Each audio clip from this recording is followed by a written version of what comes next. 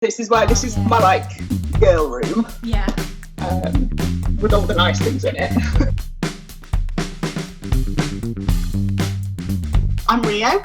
I am 28. I live in Sheffield. I work in theatre, kind of doing various jobs over the years, freelancing stuff, sometimes in buildings.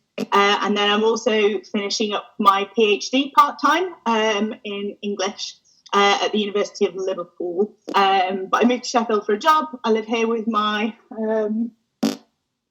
with Elsa, who's very confused about why this room is so tidy. And I'm with my partner, Will. So, yeah. Love it. Have you had a chance, because how long were you living in Sheffield before lockdown and everything started? Not long. So I moved in at the end of September. So it was almost exactly 6 months, I guess. And we've now been, half of March, but April, May, June, July. So yeah, well, I guess come September it'll be 6 months. It feels very odd because I've kind of not really had chance to put down roots here in terms of getting to know the city and stuff, because I can't go out anywhere. I know I'm really, really well acquainted with like the walks around our village now in a way that I probably wouldn't have done, and I found lots of like cute little suburban rural hideaway places, but like, you know, I don't have a favourite cafe and stuff yet. That is the kind of thing that makes me feel like I know a city. But yeah, it's nice. I'm glad that I get to be here like with my partner, and it's close to my family, to my mum and dad as well, which is nice. Yeah, because that's what my dad said, that he didn't really like where he lived until lockdown, and then he was like, oh, I've actually got to know it a bit more. He's like, I really like the area, because they kind of just lived there because of work. So yeah, it was funny. So I was going to ask you actually about whether you think, but you probably don't know, whether you think that moving cities has influenced your style at all. What a good question. I think moving jobs maybe has impacted it more than cities, because my job now is sort of 90% an office job, whereas before I've had office jobs as well, and I had a job working at the box office in the theatre in Liverpool, and I've kind of done like desk jobs, but I was also quite often doing freelancing bits where I need to be like up and prepared to carry heavy, dirty things and be, you know, not sort of not pristine, in a way that like I quite like the opportunity to wear white clothes in an office and feel snazzy. And I guess there's also that thing of when you move to a new place, you're like, I want everyone here to think that I'm a really stylish person, so I'm going to really commit to being that person. And also I only work in the office 3 days a week, which is quite a nice balance, because it means that 3 days a week, for 3 days a week I can pick out 3 really good outfits, and then for the other 4 I can just be at home like in my jogging bottoms, but I still feel like the people that have seen me that week have seen a good side of me. Yeah, I know exactly what you mean. Do the people in your office dress up at all, would you say? It's a real mix. So it's a theatre, so like they are creative people. So there's a real mix of people who wear, again, like quite practical things. You know, there's people there whose job is to be painting and building. But then there's also people who are really, really colourful, who do like really cool makeup and pink hair and stuff like that. And it's really nice to be able to work somewhere where it feels you can. I don't feel like I could turn up in anything and anybody would police what I was wearing. And so I think it's quite interesting actually that even though I'm in a space where there is zero pressure to look professional, my like instinct is still that I like to be quite smart. And that's quite interesting, because it turns out that is just a thing about me rather than a thing about something that my workplace is putting on me. Yeah, because we've been talking about that before, and I've been thinking about it a lot since you mentioned it, about the stuff that we're doing during lockdown, and whether it's so ingrained in us that that's why we're doing it, or whether we're doing it because we actually enjoy it, which I find is, I still don't know. I think it's probably a bit of both. I don't really know the answer, but it's like, I didn't shave my legs for 4 or 5 weeks, and I didn't like it, but it wasn't enough to be like, I'm going to go and shave my legs. I just kind of was doing it for a bit of a test to see what would happen. Yeah, me too. Yeah, no, I know exactly what you mean. So, like, I've got my nails done for years and had, like, not super long, but had acrylic nails. And obviously I haven't been able to get that during lockdown. And my first thought was, this is going to be a really good opportunity to, like, break free of that cycle. And, you know, I can get out of the habit. And I still do my nails at home. I just painted them. But the fact that I miss it, even though I'm just at home, I think, yeah, I hope it confirms that it's just something that I do for myself, and not what you said, that it's something that's kind of so ingrained that I feel I have to do it. Yeah, because then certainly, like, I don't think Will would even notice, like, if I had my nails done or not. Yeah, because then it's like the reverse of that as well. It's like you're kind of made to feel guilty because you do enjoy it. There's like an added layer. Is like, oh, I'm only doing this because society makes me do it and I enjoy it, and now I should feel bad about that as well. Yeah, I think so. So I was thinking about this quite a lot today, actually, when I was sort of picking out some pieces. I'm thinking about how, like, what femininity means to me. Because I think in terms of, I don't know how to describe it, in terms of, like, personal grooming, I guess, in terms of, like, hair and nails and stuff like that, I think that I'm a very kind of stereotypically feminine person. Like, I have, you know, lots of long blonde hair. Like, I like having my nails done and makeup and stuff like that. But in terms of how I dress, a lot of the pieces that I've sort of picked out as being, like, things that I really like and really feel, you know, my most authentic self in, are quite masculine cuts, or are, like, suit pieces. And I think that is, like, a mark of a good outfit for me, is being able to juxtapose some, like, masculine cuts with, you know, some really feminine jewelry or something. And it's really interesting comparing that to what I thought feminine dressing meant a few years ago.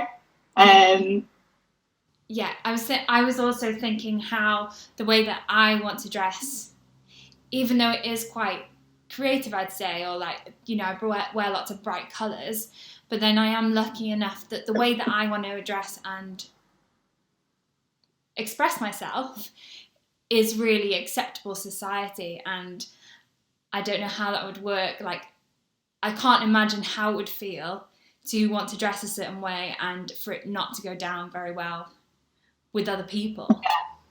Yeah, totally. I think, yeah, same. I mean, in terms of, like, my gender presentation, I'm, you know, extremely orthodox. But I suppose, going back to what I was saying before about femininity, a few years ago, I think I wore a lot more dresses, and particularly, like, when I was at uni, I sort of went through that phase of, like, vintagey dressing, you know, so, and I think a lot of us did this where we all wore those, like, 50s dresses, and you do the, like, black eyeliner with the flick and the red lips and stuff.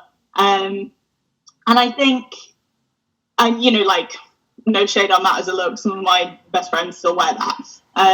But I think for me, I don't think I ever really felt myself wearing stuff like that, but I think it was very tied up in how I thought I was meant to dress for my body.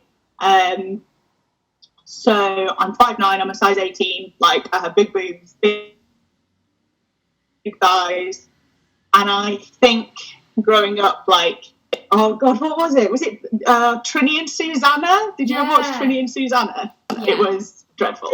And And I remember them saying that, you know, like, if you're a bigger girl, because it was 2001 and, like, being a size 18 was phenomenally larger than you could possibly imagine, what you should do is really emphasise your waist and wear really feminine things to kind of flow over it. And I was like, oh, God, well, I guess that's what I have to do then. And I think it's probably in the last couple of years that I've realised that, yeah, that more kind of masculine cut of clothes is something that feels more like me, and actually my body is fine in those, and I feel more comfortable in like trousers and a vest than I do in a big poofy dress.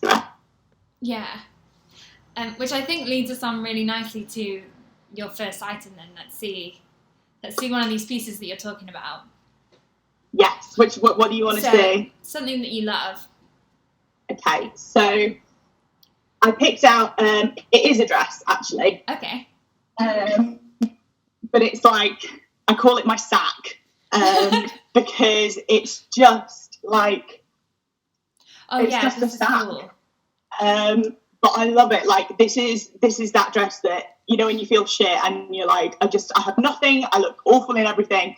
I put this on and it doesn't nip in at the waist or anything that makes me feel kind of overly girly, but it's quite short and it has I don't know if you can see, it has like, there we go, like this sort of braid thing at the bottom, which means my mum is always like, you should trim that off, you look sloppy. I think it's quite cool, and I just feel very like chic and like I haven't tried too hard, and very, yeah, like I could throw this on for anything and feel like myself, I think. Yeah. But yeah, it was from ASOS like 4 years ago, and I will love it forever until it falls off me. It's funny that you said that it's quite chic and you feel really good in it, and then it's still got the frayed edges, so there is that little bit of like rebellion in it, maybe. Do you know what I mean? There's a little bit of like something interesting. It's not just a black plain dress. Yeah, and I think I like having those sort of, I don't know, talking points on an outfit, whether that is, so like I have a couple of, you know, all my rings like I wear all the time because they all have a story, and I have a couple of necklaces that I wear all the time because they have a story, and I think I like the idea of being able to wear clothes lots and lots of times, and I think sometimes if something is really distinct, you're less likely to wear it over and over again, whereas if it's something that is quite you know, quote unquote basic, you can wear it in lots of different ways with lots of different things and use those little moments to sort of make it, you know, appropriate for whatever event it is you're going to, I guess. Yeah, so you said you've had that for 4 years. Yeah. Would you say that because you were saying about how you dress differently, was that kind of like the beginning of how you started to dress how you are today, if that makes sense, if I put that right? Yeah, probably. And there are still a few like items in my wardrobe that are hangovers from those times, that I keep because I'm like, objectively, that's a great dress. And I might wear it at some point, but every time I put it on, I'm like, oh, I just don't feel like myself. But yeah, probably. Yeah. And also, because you're quite close to your sister, do you guys ever share your wardrobe at all? Because I've got 2 older sisters, but we never had that like relationship of sharing clothes. They were a lot older. I get hand-me-downs, but we never had that kind of like, I could go into their wardrobe and take pieces. Not really. So my sister is 3 years younger than me.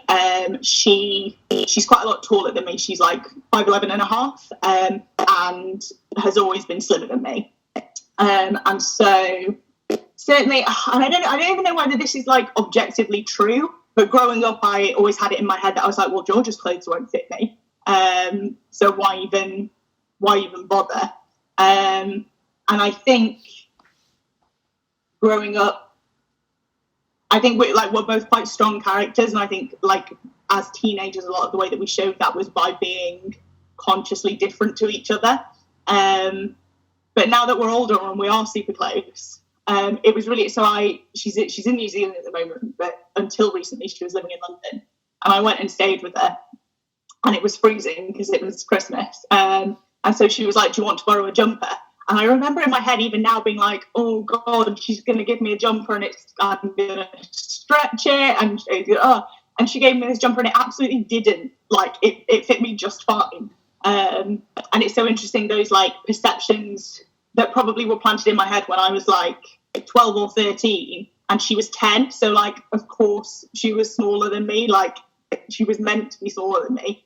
And now that we're adults, even though we probably are about the same size now in a lot of things, certainly in like jumpers, that little voice is like still in my head. Yeah. Yeah. Yeah, because But no, I can't borrow her stuff because she's in New Zealand, so...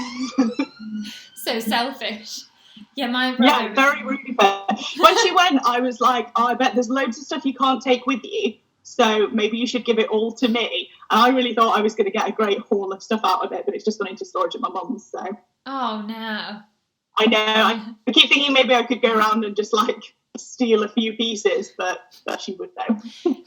She probably won't even like it when she gets back. Yeah, right, she'll have changed.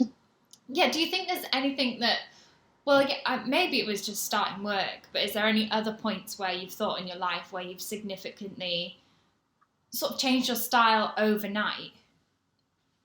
No, not overnight, I don't think.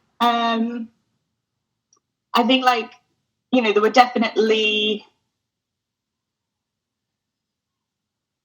have been times when I, you know, like anyone, have felt kind of more or less confident. And I think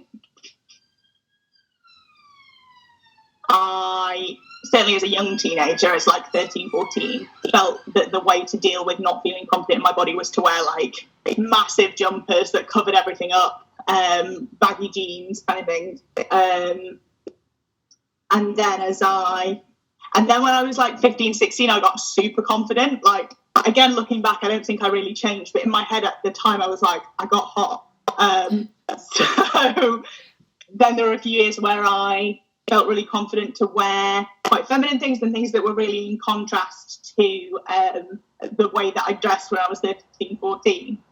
And then I guess I probably actually, now I think about it, carried on like mimicking that sort of style, like the stuff that I was wearing when I was 17, 18, because I guess I was associating that with feeling confident.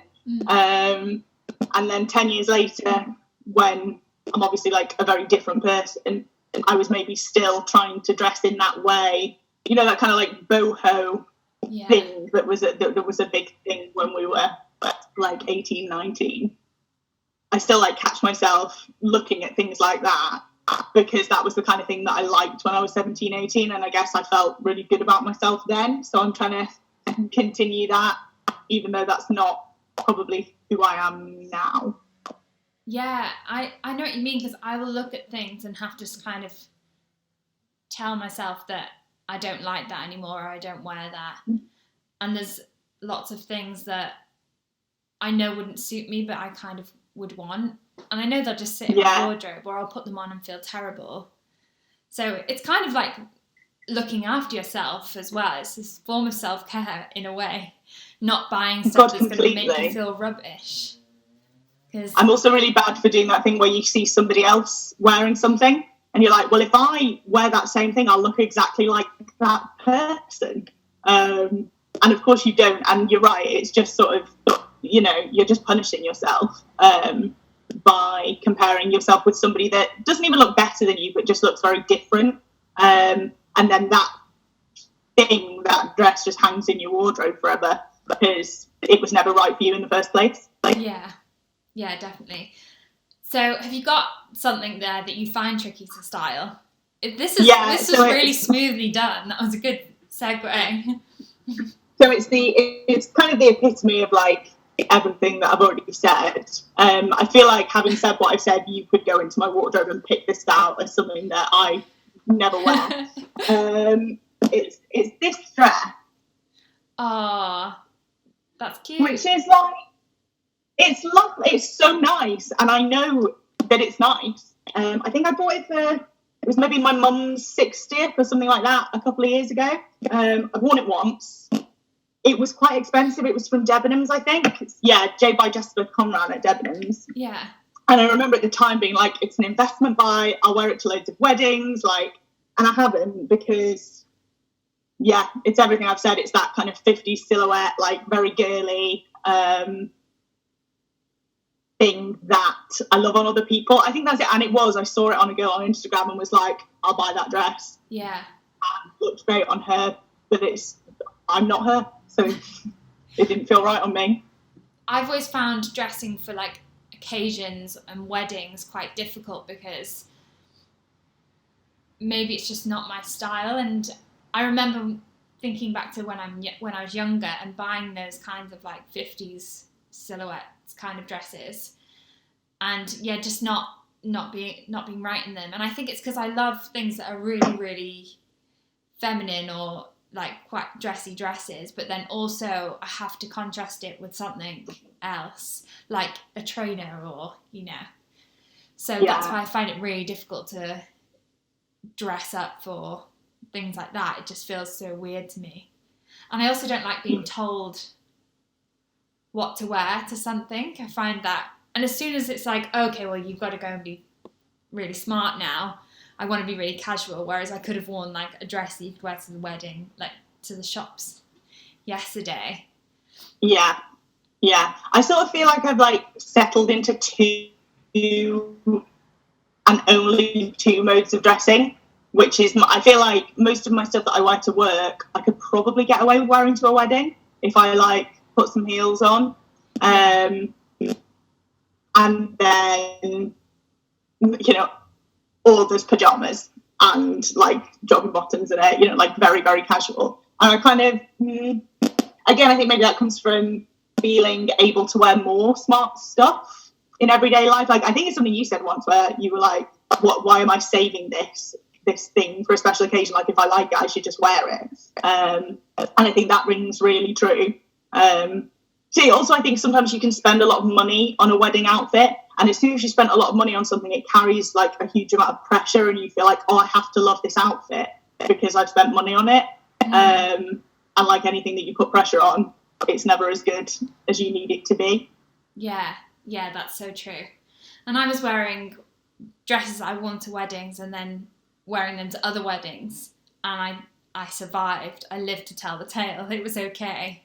Because if you really love something, then why not wear it again? But I definitely think that I don't regret wearing something that I really like. I don't regret not saving it. I don't think that's ever happened where I thought, oh, damn, I wish I looked worse today. Yeah, no, I don't think so. And I think it's a real, I don't know, it's just a real bad, consumerist thing, isn't it? Which I'm sure, some trashy magazine is responsible for, being Kate Middleton seen wearing the same outfit twice, and you're because it cost her £800. But I think we've been taught that that's something to be slightly embarrassed about. And I can't remember. Gosh, this is one of those I don't think that this is necessarily true. But I read some article once that was French women wear the same 6 pieces over and over again. And I don't know if that's true, but I thought it was that definitely shifted something in my head to being, to allowing myself to buy a few, I bought some really expensive boots after that. But if I think about the cost per wear of them, they've turned out to be a lot cheaper than a lot of the Topshop shoes that I bought and worn once or twice. So I try and remember that. I try and think, God, it's actually really chic to just wear the same black blazer all the time. And also, if you've bought something and invested in it, it's usually, you can normally sell it on if you don't like it. Whereas if you've got some Topshop stuff, and they don't tend to go for very much on eBay, especially shoes. Yeah. People aren't really that bothered about having secondhand Topshop shoes that much. So, it is more wise. But I was saying I really love the daily sleeper dresses. I'm I can't afford one of those, but with the amount of stuff I've bought, I could have easily just bought one great dress, but it's just having to change my mindset. I did. So these boots, they were quite expensive. Like, they're the most expensive clothing that I've ever bought. And I was like obsessing over these boots for a year. And I bought a cheaper version first as like a trial run. I bought some from Zara that were almost the same, that I think were like 20 quid in the sale. And I loved them. And then the Zara one split. So I was like, it's a sign. I can buy the boot. I'm going to show you the boots. Yeah, I was going to say, I hope you've got them. Yeah, they're here. They live out because I also just like to look. They're just, I love them. Just so, and I feel like I will wear them forever. They're so cool. Again, like with trousers to work, with like I do wear like slip dresses and stuff, and I think they look really good with like a little silky slip dress. Yeah. They're really, in my head, I'm like, it's like, you know, when your mum takes you to Clark's and buys you school shoes, and I'm like, they're really good for my feet. Yeah. So yeah, these are the shoes. They're from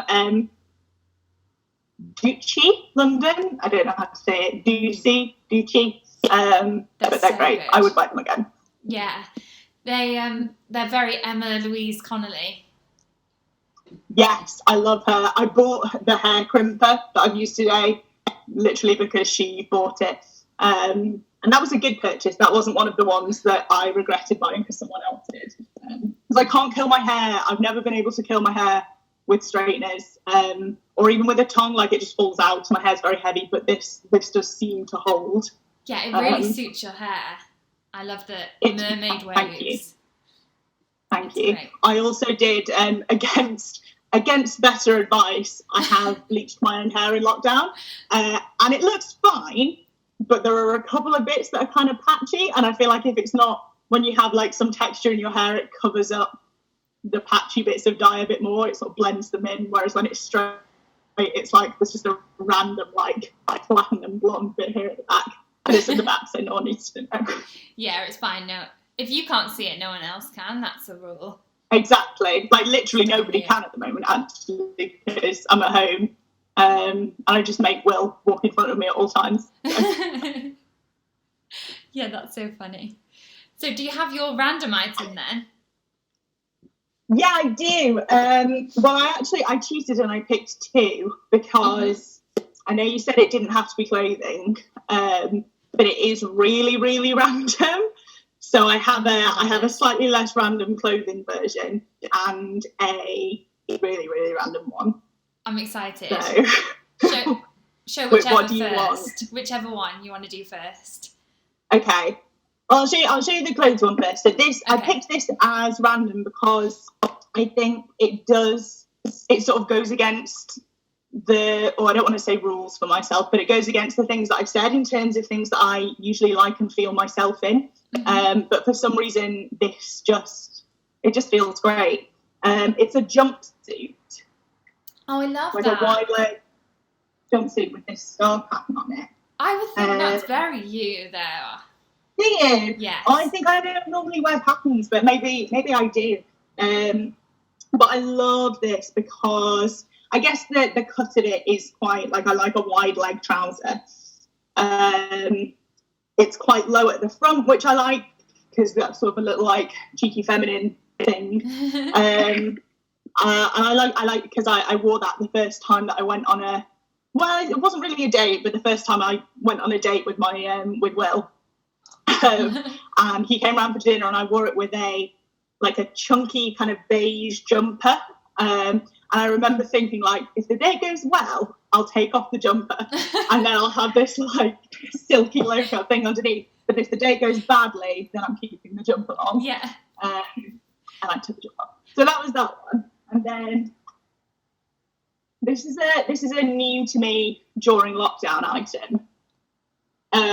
It's a cork block. Okay. Yoga. Stretching. Pardon? Is this for stretching? Yeah, so it's a yoga block for stretching, and I love it. So we live in a flat. Obviously that means there's no stairs, and I find it really hard I get a lot of tightness like in the back of my legs. And the only way that I've ever really been able to stretch that out properly, because of my like hypermobile joints, is to do it on a step. And now we don't have a step, but I have this bad boy, and just like hanging off the edge of this with my toes is the best feeling in the world. And also it's amazing for, you know, when your laptop is at a really bad angle on Zoom, and you're kind of like up here. It's like the perfect thing to lift up your laptop, and because it's cork, it doesn't get too hot, it doesn't overheat, or you can put it down and like lie with it in your back and stretch out, and it feels amazing. And yeah, I just think everyone should get one. I really want one now. You've really sold it to me. I'm desperate for one. Thanks. I think also I've been building like my little at-home, well, I call it my at-home gym, but it's not really that. It's my at-home like physio area, I guess. And a lot of gym stuff is really ugly. So I've been trying to curate stuff that like I actually want to use. And I guess I'm the kind of person that is more likely to use stuff if I think it looks pretty. So like having this rather than having a, you know, like a neon purple one feels much more in keeping with like things that I want to use. Yeah, because I was thinking that about your Instagram, is that it's very, when I look at it, I get very regal vibes from it, and like it's not really what I'm kind of vintage vibes, but not in like a trendy vintage way. Do you know what I mean? And I think you've got very good styling, but because I don't know if you would know that someone would look at it like that. I don't know if that's something you know about yourself. That's not. I don't think that's like. I can see that. Thank you. That's very kind. But that isn't the wording that I would use. Like, I think I am drawn to neutral colours. Like, I find neutral things very calming. I find, you know, like when things have lots of colours, particularly neon colours, like I find almost like not overstimulating, but how I imagine it might feel to have a sensory overload. Like it sort of really turns me off. And also I think I really like, I mean, it's quite like basic bitch, but you know, that like when you can see the lighting in photos, I really like that. Which I don't know if that's a thing at the moment, about the fact that I'm indoors all the time, and like I quite like it when you can see the light shining into somewhere, because it feels a bit like being outdoors. I have also been taking more pictures of the outdoors recently, which I think is probably also symptomatic of that. And also I have to tell myself that nobody wants to some pictures of a tree. Yeah, because it also actually just came to my mind that it's quite theatrical in a way, and you're saying about lighting, because that is something that is very... Have I frozen? No, you're good. You're good. Yeah, it just came to my mind that I was thinking that it's quite theatrical in a way, and because in a theatre things are lit, and yeah, because I'd say your stuff just looks very it's very rich tones, I would say, kind of in a theatrical way. So maybe that's where the influence comes from your theatre background. Yeah, maybe. I think I'm definitely interested in like the story that you can tell with a photograph. So that's what I do in theatre. So I work in like developing new work for the stages, and supporting artists, supporting other people to develop new work. And like the thing that gets me really excited is the story and finding new ways. You know, we say there's only really 7 stories, and we're just retelling different versions of that same story. So finding new and exciting ways to tell those, I think, is like that's what gets me really excited. And I think there is something really fun about being able to tell a story in a photograph. And I think there's an interesting sort of, I want to say misogyny, but I don't know if that's the right word. I'm going to go with misogyny for now, around the judgment that comes in the storytelling that we do through photographs, particularly like when the subject of those is women, particularly if the person that takes the photograph is a women, even more so if that is a photograph that a woman has taken of herself, like something about that makes us really uncomfortable, in a way that I think is quite interesting, because, you know, of course my Instagram is curated, like of course I, you know, kick the dirty socks out of the way and like angle the mirror so that it hits the lighting nicely, and like it's a setup, of course it is, and I think sometimes the fact that it's a setup is used as a criticism of people, and I understand that it's important to recognise that, you know, Facetune and stuff like that can be like really, really damaging and not helpful for people and their sense of self and their self-image. But in terms of the story that you can tell through setting things up and the order that you publish things in, and, you know, the way that your like Instagram feed sits alongside itself and all of that stuff, I think that's really interesting. And I don't really understand, I guess, why there is a backlash, judgment of the fakeness of that, in a way that there is, you know, there's no judgment of the fakeness of this. So like nobody is sitting there going, that's not true, that's not your real life. Yeah. And I guess it just means that we have to be really explicit about saying that this isn't our real life. Like, this isn't, you know, my house doesn't look like this all the time. I have like moved things into shot for this. But I think as long as we're having that conversation, then it's just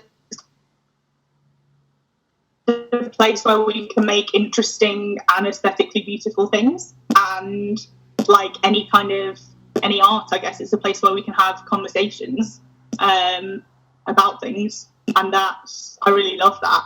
Like, I think, you know, I've definitely put more like effort into my Instagram since being on furlough. And I genuinely think that's because it's become like a creative outlet, in a way that now I don't have work to be created. It really like fulfills something in me to have just taken a nice picture, even if it's just of like the light coming across a book, something about that. And then, you know, somebody will get in touch and be like, oh, I read that book, it was really great, what did you think? Or, oh, I've been meaning to read that book, what did, you know?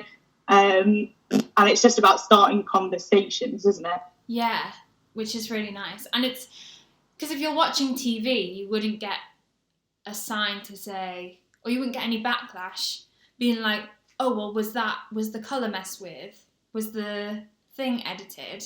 Because of course it was. Yeah. Whereas when it's on Instagram, and I think it's different. And I don't know, I sort of feel like I appreciate that we need to be very upfront and honest about that. But I'm also like, give people credit, and particularly, you know, I'm almost 30, but like, give teenagers credit. Like, they know celebrities are face tuning. They know that you put like a filter on to change the lighting. Like, I don't think people who are digital natives, I don't feel like they need to be patronised. And I think as long as there is an overarching understanding that this is something you have created, this isn't just a candid photo, then that's fine. And I think created and fake are basically the same thing. It's just looked at from like a different place of judgment. Yeah, and I think it's sad that it's it can be such a powerful platform for women, but then it's also used, a lot of women seem to tear each other down on it and attack each other, and I just think that's so horrible to see. Yeah, I think so. But I and this is something that I've had to go on a real journey on myself. But now my Instagram feed, in terms of the people I follow, is the most positive and kind of enriching place. And I read somewhere that, you should make a real effort to follow people that don't look like you. So people from different backgrounds, people of different races, people with visible disabilities, people with invisible disabilities, people who are a different gender to you, just like fill your life with people who don't look like you. And I think that has been really, really like important for, I can believe that it could be a really toxic space if you followed things that were toxic. And it's just about, being an adult and like looking after yourself and not feeding those things. And equally, having said that, I think it's also been really important for me to follow people whose bodies do look like mine. I suppose what I mean by following different people is, not just following very tall, very thin white women. And I think definitely by seeing photos of people who are in larger bodies, and by that I mean bodies like mine, which are like very much on the cusp of being straight size or plus size, and then people with really radically large bodies, I think is really has just been so important for me. And now I've said that, I think also that taking photos of myself has been a really important thing for me. I think that particularly like at the start of lockdown, I was really struggling with the changes in routine in terms of physical activity and obviously not being as active as I normally would, and just being at home around food all the time and being around my partner all the time, who is like, a very large 6'2" man who is going to eat a lot of food, and that's fine because that's his body. And all of those things were kind of quite uncomfortable for me. And something about being able to take a photo of myself and look at it as if it's someone else, I think for me just gave me like a real perspective on myself, in a way that I find sometimes quite hard to get in the mirror. Like it sort of removed a stage, and I'm very like acceptably fat. I'm in a body which doesn't present as being disabled. Like I'm a stereotypically attractive woman, and so maybe that ties into it. Maybe that's why I enjoy taking those photos and kind of being reassured in that way. But I think, I don't know, because I guess I haven't lived in a radically different body, so I haven't experienced it through that lens. But just in terms of my own tiny slice of anxiety, it's been a helpful thing. Yeah, I think I would say that I felt the same way about taking photos, is that I can see things, and then because you can imagine things, and I think you can see things in the mirror that aren't really there, and then seeing things on a photo can be different and change your perception of yourself and knock those fake thoughts out, really. Yeah, I think so. Yeah. But I think when you look in the mirror, you can really focus on one thing. Yeah. I only have one canine, because when I was little, it grew, because of my weird collagen thing, it grew like this, like a snaggletooth. So my dentist took it out and was like, we'll not bother replacing it. We'll just move everything around. But that means that the centre line of my teeth is on the right-hand side of my face, and I hate it. I think every single photo of myself where I have my mouth open, I feel like my teeth are like up in the front of the frame, kind of passing. And I know logically that nobody else has ever noticed that as being a thing. But when I look at myself in the mirror, I see that. I really see that. Whereas when you look at a whole photo of yourself, you kind of see the whole thing, which I guess is how other people see you, and you're like, God, maybe I do have that tiny small flaw, but I have so many other, like I'm a whole person. I'm not just a tooth. And it's also, I don't stand in the mirror next to anyone, and that's so my perception of myself is so radically different to how I actually am in a space. And apparently it's really good if you've got body dysmorphia to draw around yourself in chalk on the wall, because then you've got an idea of what you look like. Oh God, that's such like a scary thought. Because I'd be really anxious to do that. Yeah, I was really anxious to do it, because I also think that I'm a lot taller than I am, and yeah, it's weird just how you think you are, and how the space that you think that you take up, or what your teeth look like. That your brain is powerful. Yeah. So, should we finish off then with your style icons, because we were talking about Instagram and who you follow? Do you have any style icons?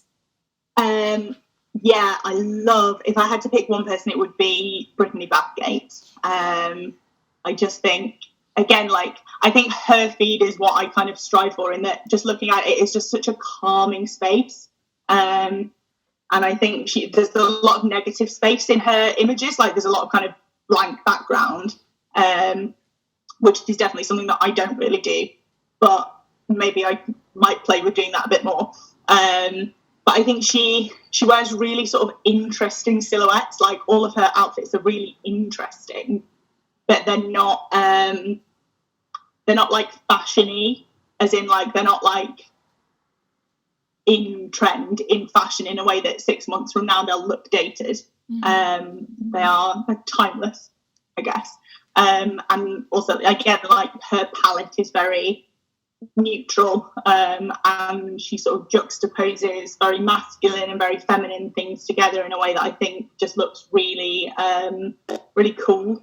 Yeah, I'm really obsessed with her as well. And even though she doesn't wear as much colour as I do, I think the same, just the way that the shape of the clothes that she wears, I am obsessed with. And she just wears things that wouldn't be called attractive, or, she's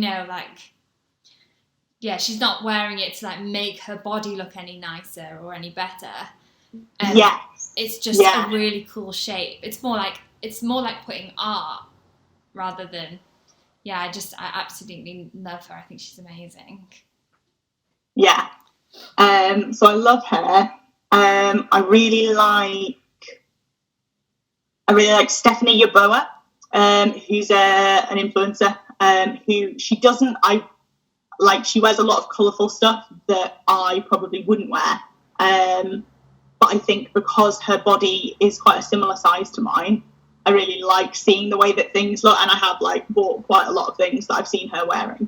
And also I really like that she has a real kind of 360-degree approach to her content. So she talks about fashion a lot. She talks about she's Black. She talks about politics a lot. She talks about being in a radically fat body and the politics of that. And then she'll also do, like, a review of her favourite washing up liquid, which now I'm almost there. So I'm like, I care about what the best vacuum cleaner is. Like, that's quality content to me. And she's one of those people that, like, I feel like I'm her friend, even though I've never met her. But I feel like because of the kind of really rounded content that she puts out, I feel like I have a personal relationship with her.